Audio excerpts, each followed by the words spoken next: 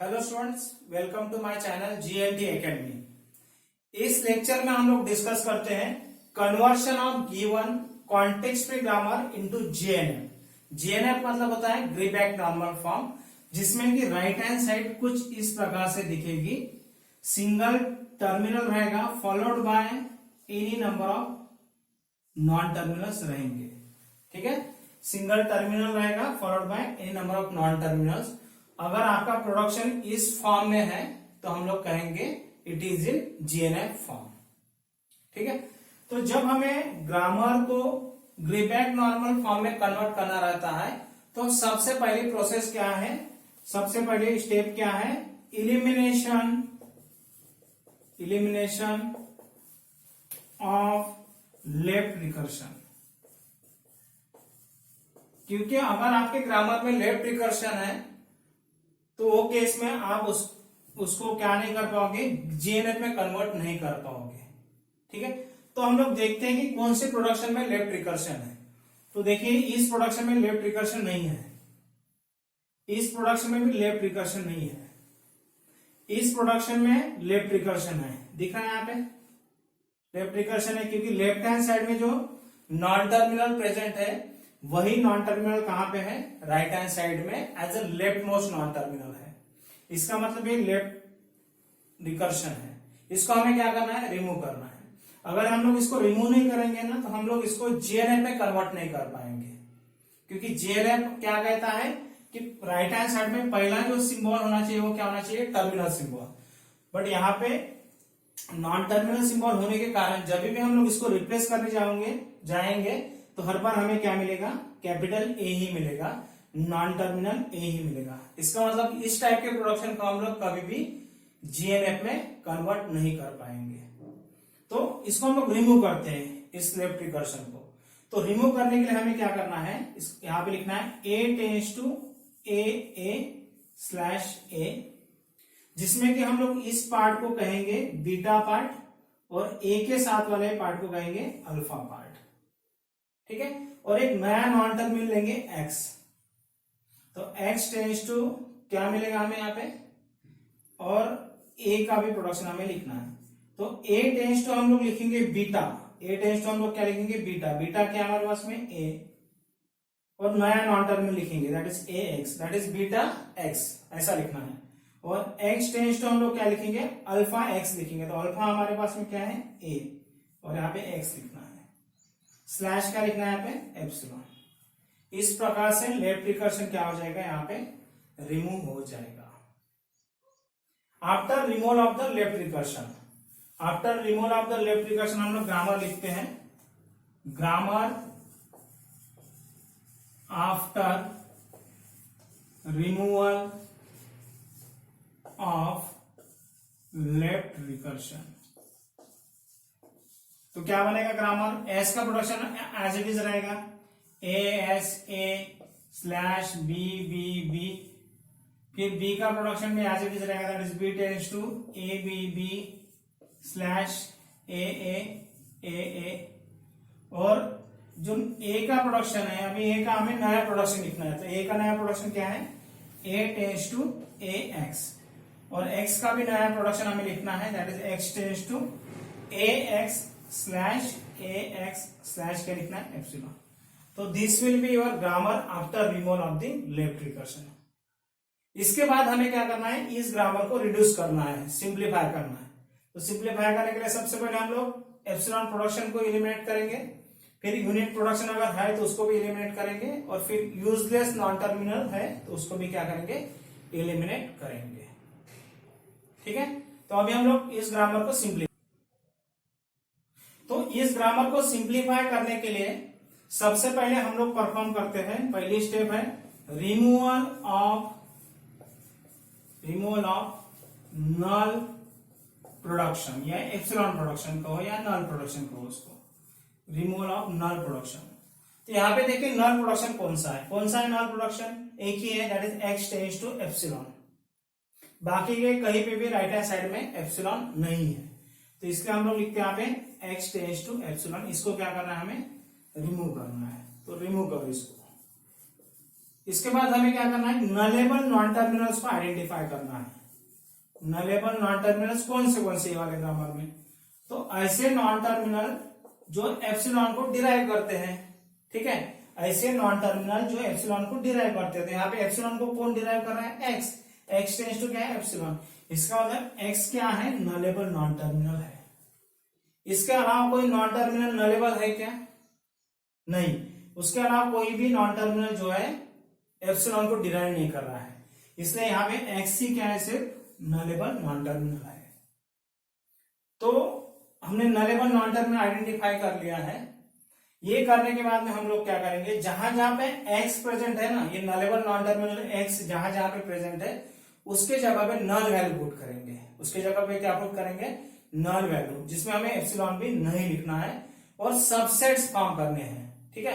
Null value put करके subsets को form करना है, ठीक है। तो हम लोग लिखते हैं अभी कैसे करना है।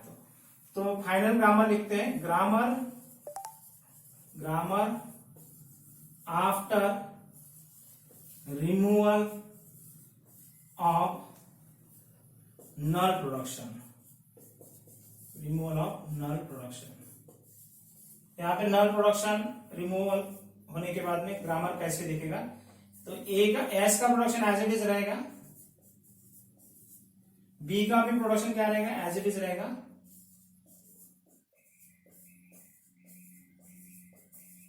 उसके बाद में देखिए ए का प्रोडक्शन कैसे बनेगा, ए टेंस टू ए एक्स है, तो हमें क्या करना है, यहाँ पे एक्स के जगह पे नल वैल्यू पुट करनी है और इस प्रोडक्शन का एक सबसेट प्रोडक्शन बनाना है, ठीक है।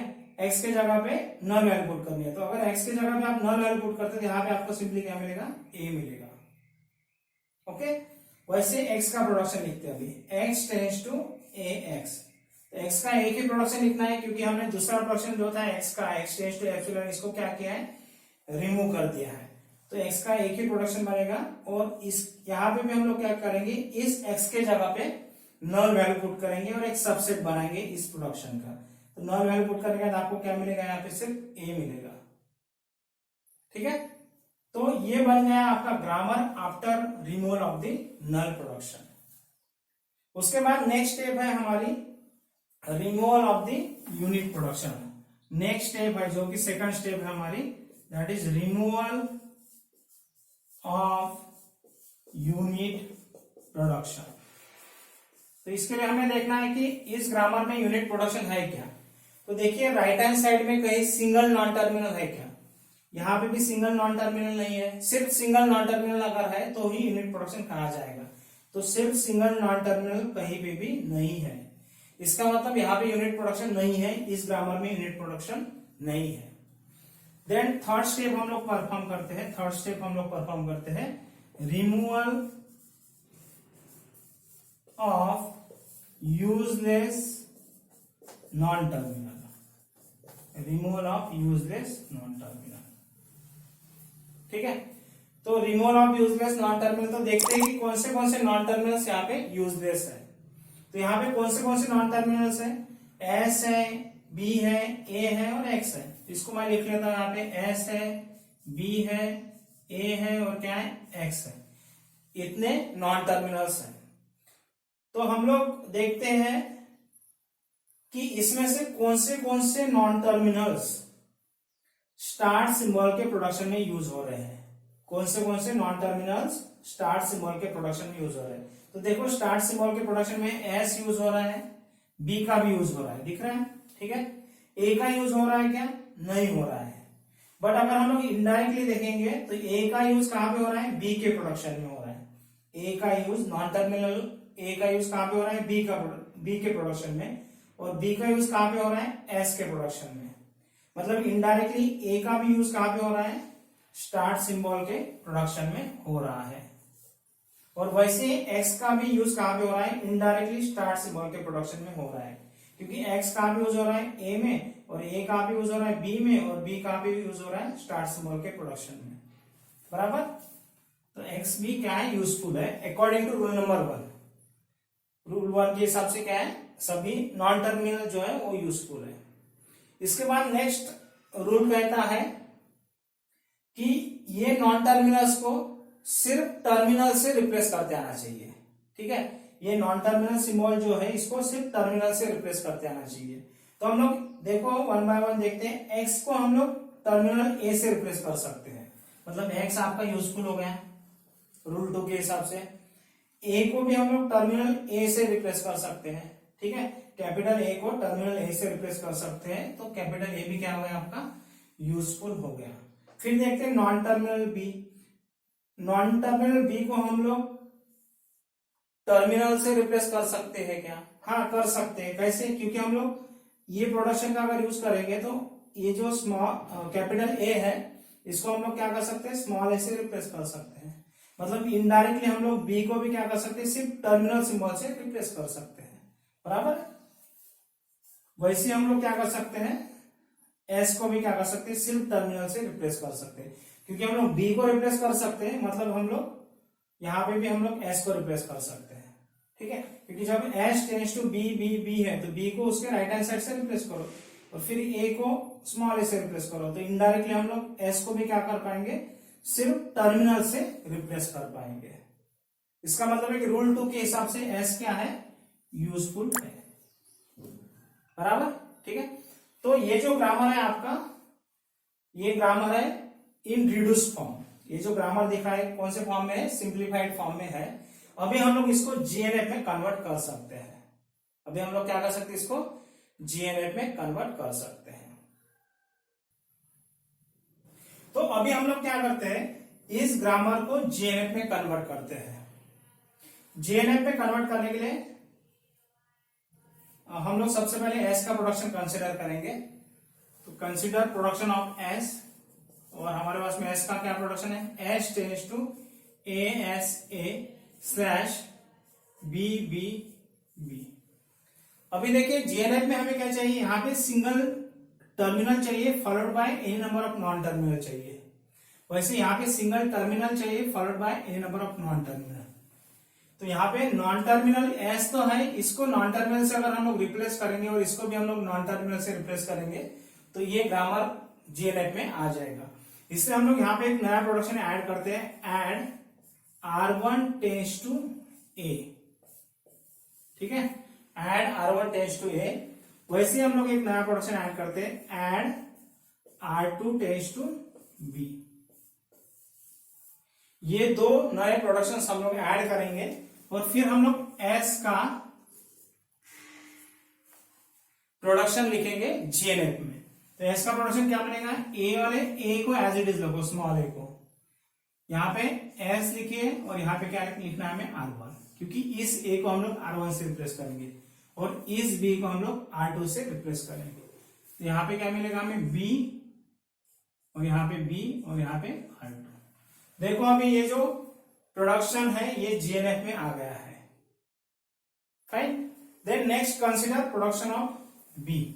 Now consider production of B, that is B tends to, B tends to क्या है, A B B slash A capital A small ए।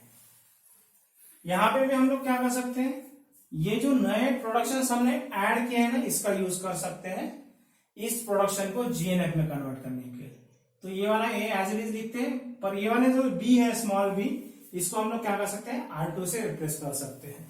तो इस बी को हम लोग R2 से रिप्लेस करेंगे और यहाँ पे आएगा बी।